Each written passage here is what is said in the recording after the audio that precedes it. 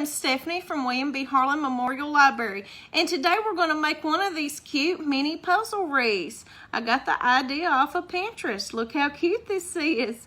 So to get started, I'm going to tell you what supplies you will need. You will need some mini puzzle pieces about this size. I just picked up a puzzle from the Dollar Tree or the dollar store, just $1 for one of these. These are great for projects. You will need some cardstock.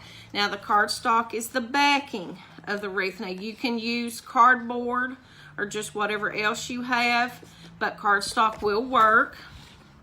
You will need, of course, a heart template. Now I just kind of drew this out on my own. I found my pattern online, printed it out, and of course you have to draw the center out of it. You'll need a good pair of scissors. You will need some glue, a paintbrush, and also you'll need a pen or a pencil to trace your template out. So first you'll need to take your cardstock and your template and trace it out. Just lay the template on your cardboard and just trace it out.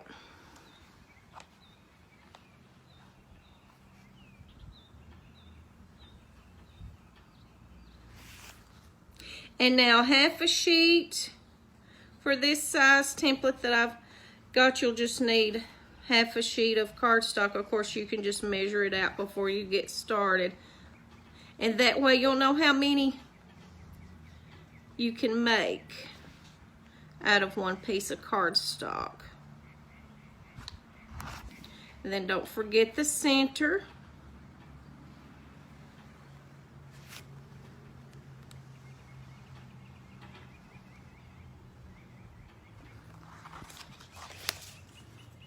And you just trace it out, and that's all you do. And next you have to cut it out. And now, of course, I have already got one out of the cardstock cut out. And you just have to be you could also use an X-Acto knife to cut out the center as well, instead of trying to use scissors. But you're just gonna lay this down. You might wanna lay it down on some newspaper or a scrap piece of paper, just whatever you've got available to work with. Now I'm going to coat this with glue. Have your puzzle pieces ready, and you're going to lay your cardstock down and you're going to coat it with glue.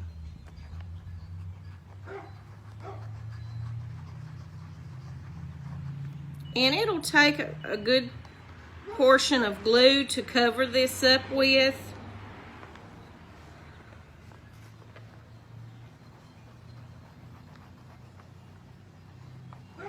And then once you get it covered really good, you're just going to start taking your puzzle pieces and covering up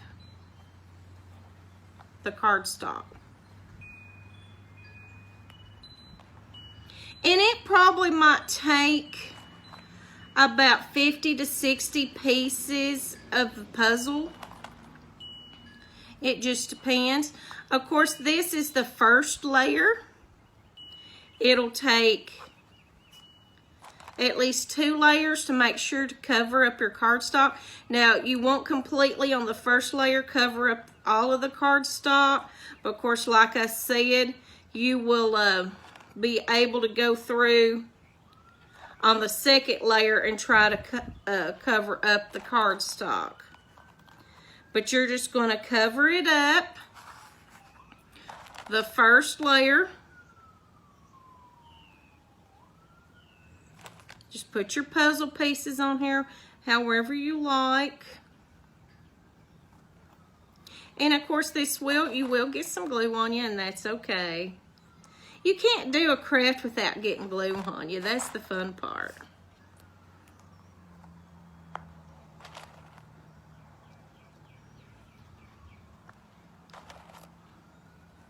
And I've almost got my first layer on.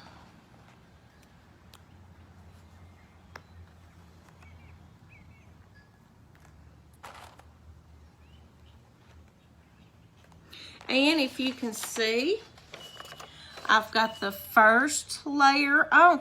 Now, what I'm going to do is I'm going to have to coat all of this again with glue for the second layer.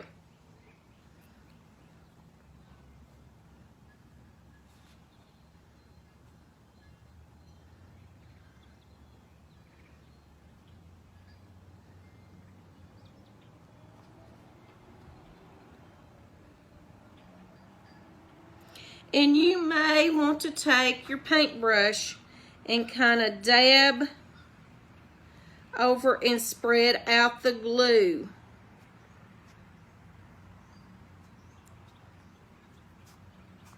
Then that way, because you may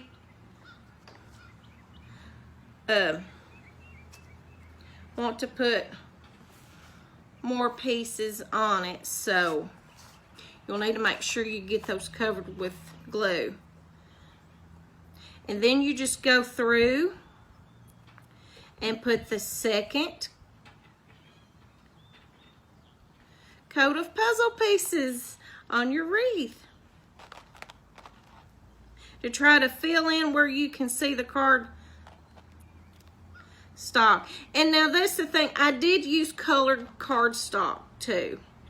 And that way, if you don't get it covered, it's no big deal. But that's the goal too, is to try to cover it up. But if you do use the colored, that will be helpful if you can't get it covered.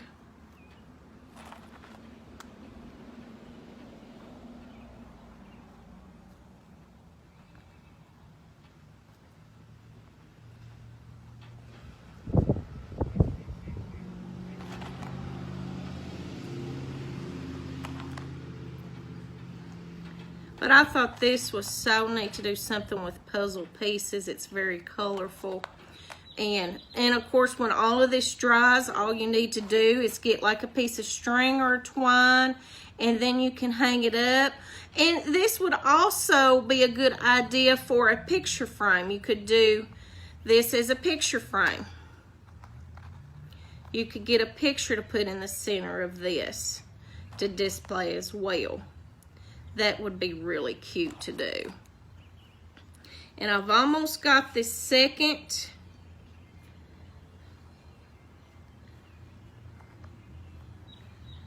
coat of puzzle pieces on. And then once you get all of these on, you will go back over it with glue and your paintbrush to seal the puzzle pieces again. And now I forgot to mention the type of glue that I am using is the clear Elmer's glue. It's just a favorite of mine. Most of the time the other glues will dry clear, but this one I just like. I guess it's guaranteed more to dry a little bit more clear.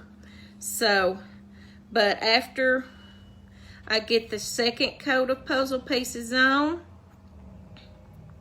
and that one's trying to come off, but that's why I'm putting the second coat or the coat of glue on top of it, just to kind of seal the pieces on, just to make sure that they stay in place.